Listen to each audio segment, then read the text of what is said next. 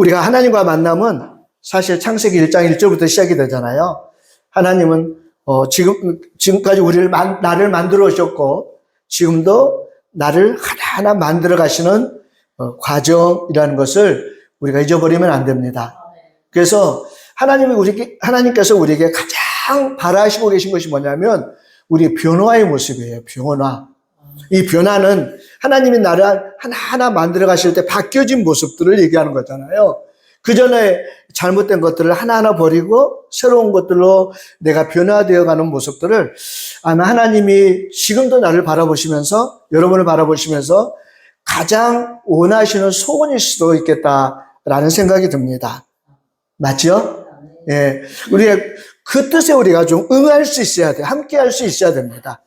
하나님은 우리를 계속해서 변화되기를 원하고 새롭게 되기를 원하시는데 우리는 그게 잘 안 될 때가 너무 많죠.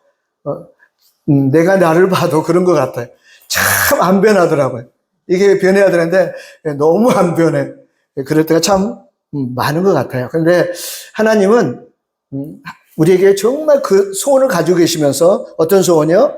내가 변화되기를 바라는 그래서 하나님이 하나하나 나를 만들어 가시기를 새롭게 만들어 가시기를 원하는 소망을 가지고 계셔요.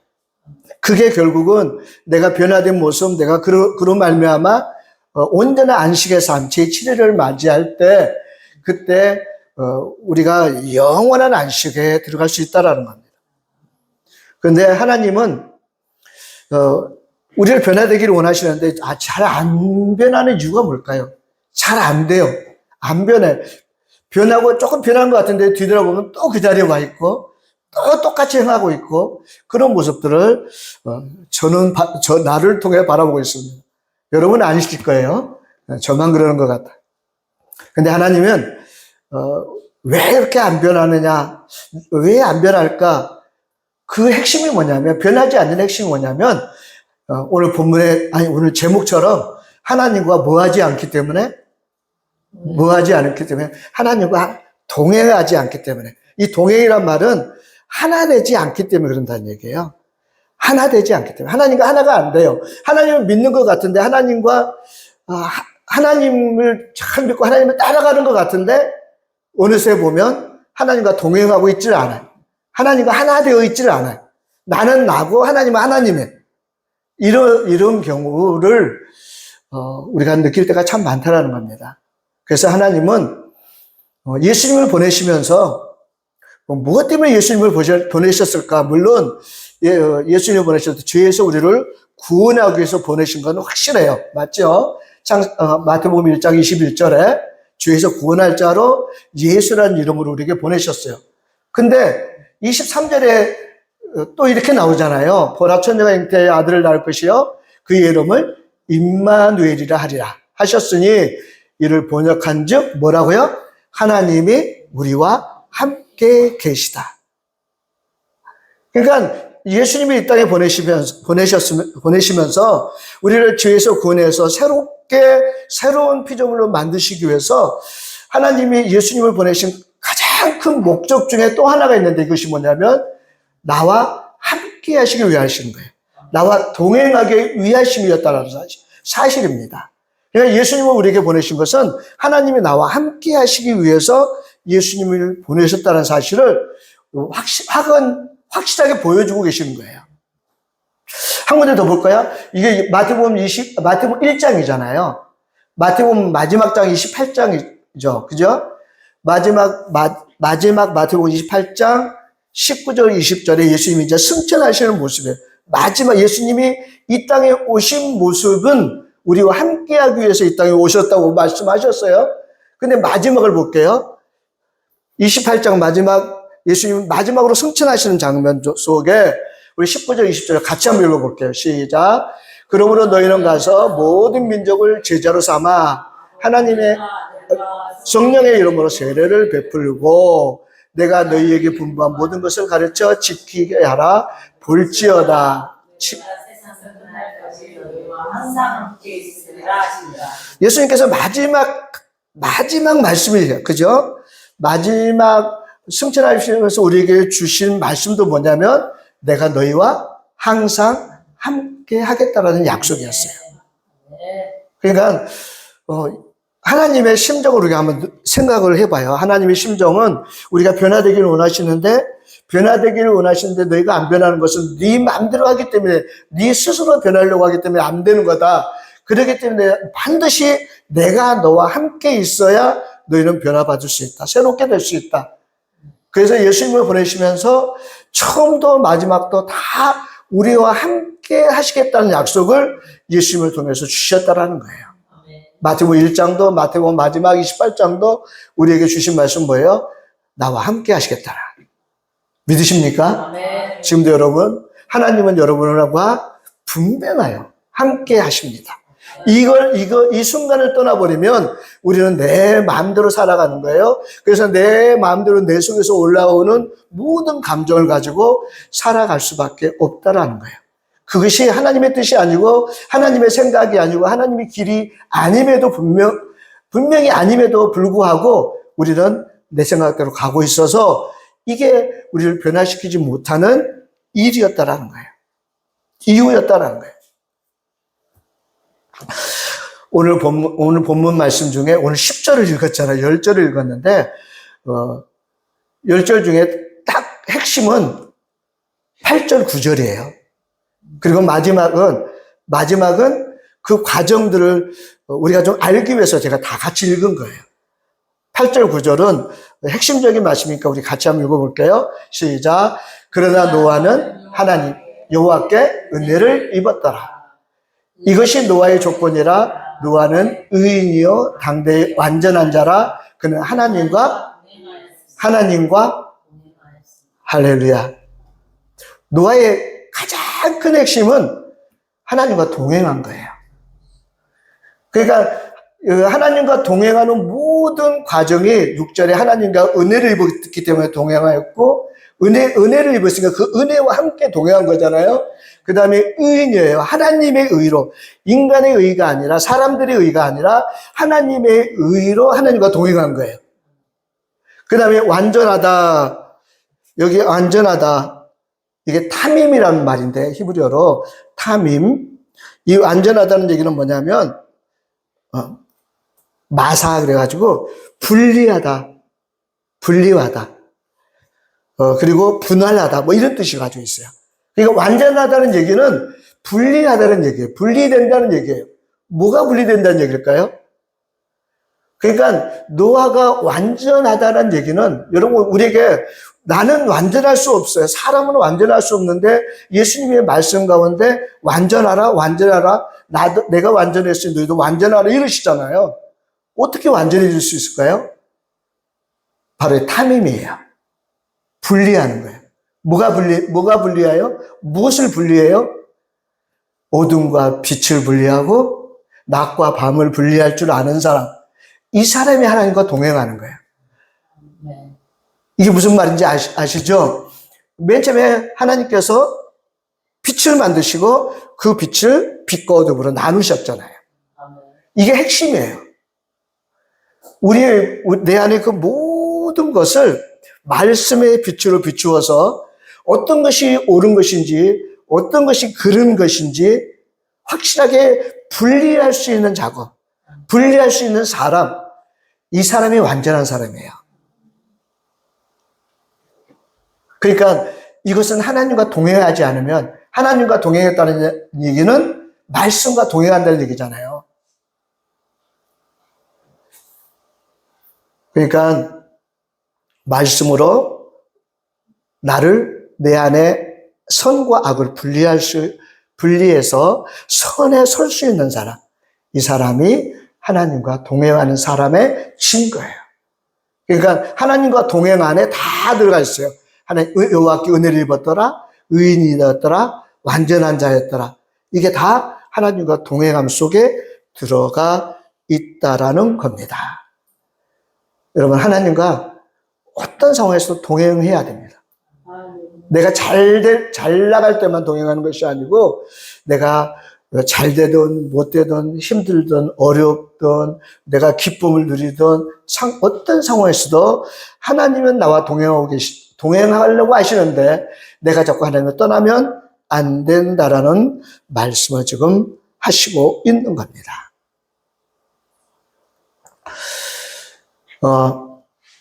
우리가 올해 말씀을 지금 야고보서 2장 22절 올해 주제의 말씀이잖아요.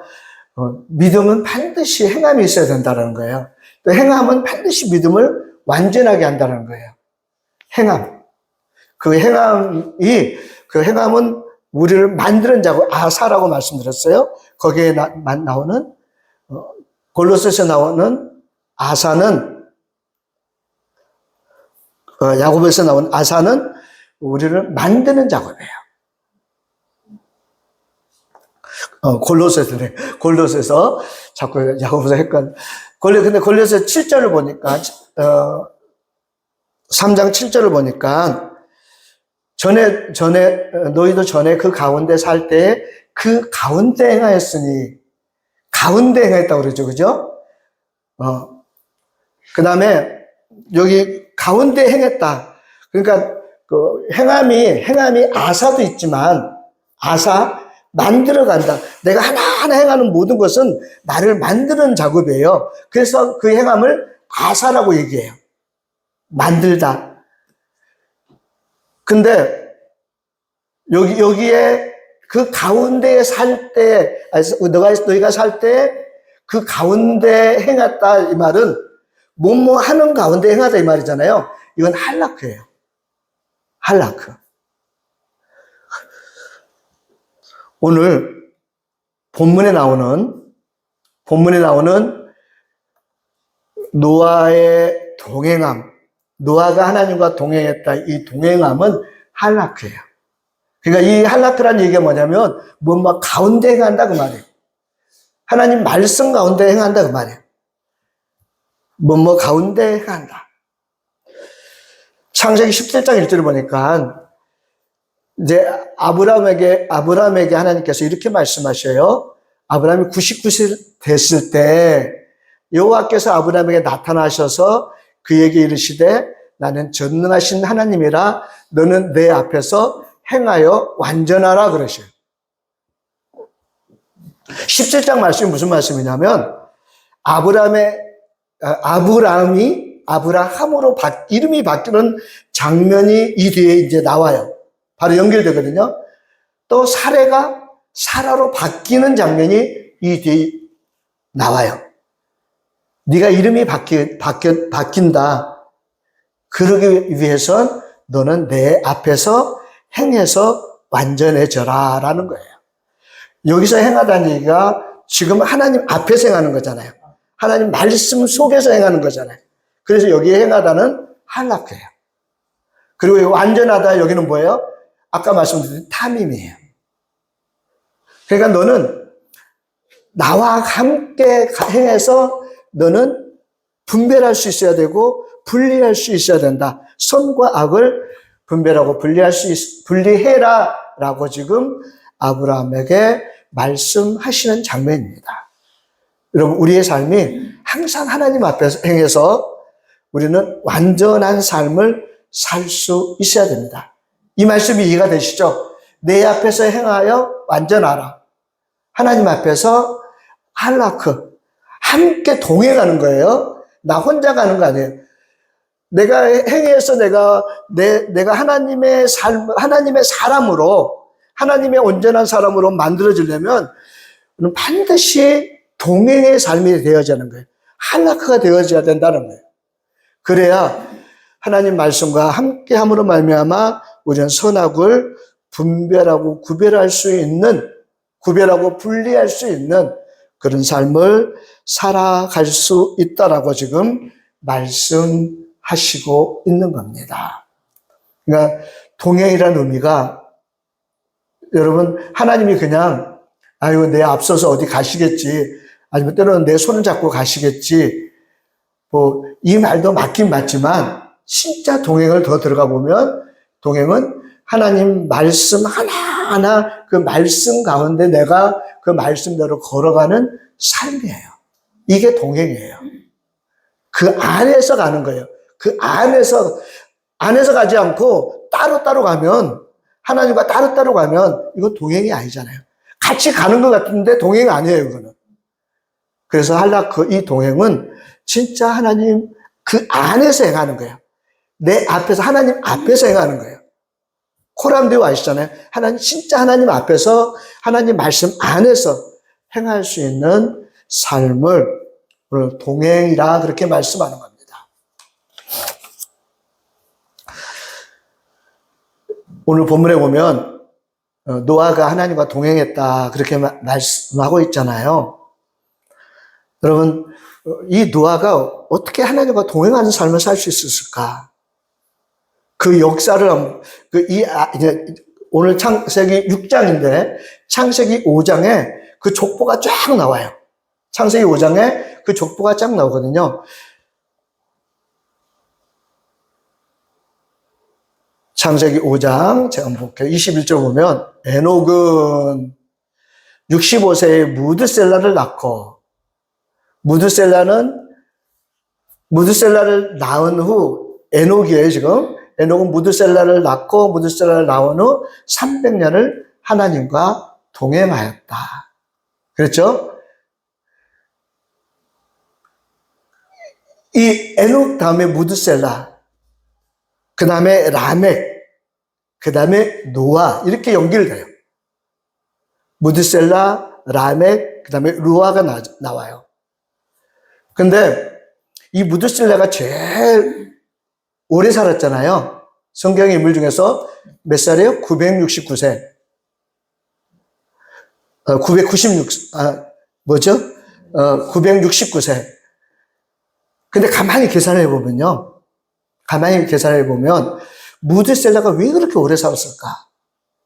무드셀라를 낳고 에녹이 300년을 하나님과 동행했다고 나왔잖아요. 그러니까 무드셀라는 지금 그 삶 속에 969세를 사는 그 가운데 300년을 지금 뭘 봤을까요? 에녹을 본 거예요. 그죠? 무엇을 봤어요? 에녹이 300년 동안 자기 아버지가 300년 동안 하나님과 동행하는 삶을 보았어요. 그리고 그 나머지 300년을 빼면 669세, 그 669년을 계속 하나님을 전하는 삶을 산 거예요. 그 아들 라멕에게 그리고 노아에게 계속 그 다음에 이 969세까지 산 이유가 뭐냐면 노아가 600세에 홍수가 나잖아요. 오늘 이제 본문 내용은 홍수가 시작되는 장면이에요. 6장. 창세기 6장 오늘 본문은 이제 홍수가 시작되는 장면이잖아요. 그러니까 노아 600세가 무드셀라의 969세입니다. 이 말이 무슨 말인지 이해가 좀 될까요? 노아가 600세에 홍수를 나가는데 그 홍수가 내릴 그때까지 누가 살고 있었어요? 무드셀라가 살고 있던 거예요. 노아 600세까지 무드셀라가 살고 있었어요. 그럼 무드셀라는 그동안 뭘 지냈을까요? 바로 22절 말씀, 무드셀라를 낳은 후 300년을 하나님과 동행했던 그 에녹의 모습이 계속 증거되고 있었던 거예요. 후손들에게. 중요한 사건입니다. 여러분, 우리의 삶이 진짜 하나님과 동행하는 삶을 살면 그 삶은 반드시 이어져요. 그리고 오늘 본문 마지막 10절 말씀 기억하시나요? 노아가 누구를 낳아요? 세 아들을 낳잖아요. 그렇게 연결이 되는 거예요. 오늘 본문 다시 마지막 절, 세 아들을 낳으니 셈과 함과 야벳이라.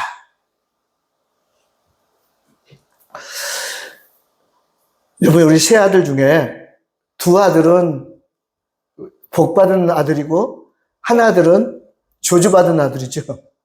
우리 그렇게만 알고 있죠. 근데 하나님이 그거 구별하시려고 세 아들을 주셨을까요? 그건 아니에요. 중요한 말씀이 9장에 나와요. 오늘 그 창세기 9장이에요. 창세기 9장은 이제 홍수가 다 끝난 이후에 홍수가 다 끝난 이후에 9장 1절을 읽어볼게요. 시작. 하나님이 노아와 그 아들들에게 복을 주시며 그들에게 이르시되 생육하고 번성하여 땅에 충만하라. 이 말씀이 무슨 말씀이세요? 여기 보니까 생육하고 번성하고 땅에 충만하라. 어디서 많이 본 말씀이죠. 창세기 1장에 나오는 말씀. 처음 아담을 지으시고 사람을 만드시고 축복해 주신 말씀이에요. 우리가 진짜 하나님의 자녀로서 받아야 될 복을 무엇 때문에 그들이 잃어버렸죠? 저주받고 홍수로 다 쓸어버렸었죠? 6장 1절부터 계속 아까 보셨잖아요. 6장 1절을 보면 사람이 땅 위에 번성하기 시작할 때 그들에게서 딸들이 나니 그래요. 그죠? 사람이 땅에서 번성했다는 얘기는 이게 뭐가 번성했다는 얘기예요? 믿음이 번성할 건가? 번성했을까요? 땅에서 번성했다는 얘기, 우리 안에, 내 땅에서 번성하는 것들을 생각하시면 될 것 같아요. 내 안에 있던 고집이 번성하고, 내 안에 있던 분노가 번성하고, 내 안에 쓸데없는 것들, 쓸데없는 생각들이 번성한 거예요, 지금. 그죠? 번성하기 시작할 때 그들에게서 딸들이 나니. 여기 딸들이 뭘까요? 딸들이, 바트라는 말인데, 자녀란 말도 있고, 딸이란 말도 있어요. 근데, 이게, 어근으로 들어가 보면, 바나, 그래가지고, 짓다, 쌓다, 세우다, 뭐를 지어내는 거예요. 만들어내는 거예요. 쌓는 거예요. 성을 쌓는 거예요. 그러니까 이 말씀을 히브리어로 제대로 해석한다면, 내 안에서 고집과 분노와 이런 것들이 막 번성해서 그것들로 뭘 했다는 거예요? 성을 쌓고 있는 거예요, 지금. 쌓고 있는 거예요. 이게 지금 6장 1절의 말씀이에요. 이것 때문에 하나님이 한탄하시고 쓸어버리신 거예요. 2절 볼게요. 하나님의 사람들이 사람의 딸들의 아름다움을 보고 자기들이 좋아하는 모든 여자를 아내로 삼는지라. 자기들이 좋아하는 모든 여자를 아내로 삼는지라. 여자의 의미를 아시죠? 그죠? 여자의 의미. 그 안에 씨를 받아서, 하나님의 말씀을 받아서 거기서 성장해야 될 하와를 얘기하는 거예요. 근데 여기 여자는 지금 뭐 1절부터 보면 자기 안에서 일어나는 씨를 받아서 자라나고 있는 그 모든 것들을 다 그것들을 사랑하고 품었다는 얘기잖아요. 이것 때문에 하나님이 결국은 홍수를 일으킨 사건이 되었습니다. 그러나 하나님은 결국은 노아를 택하셔서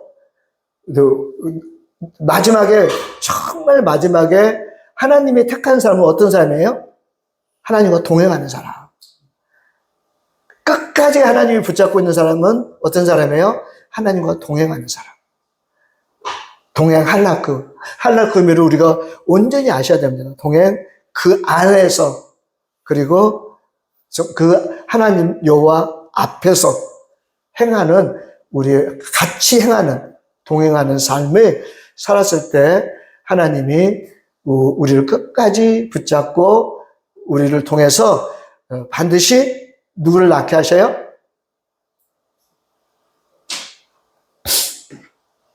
셈과 함과 야벳을 낳게 하신다는 사실입니다.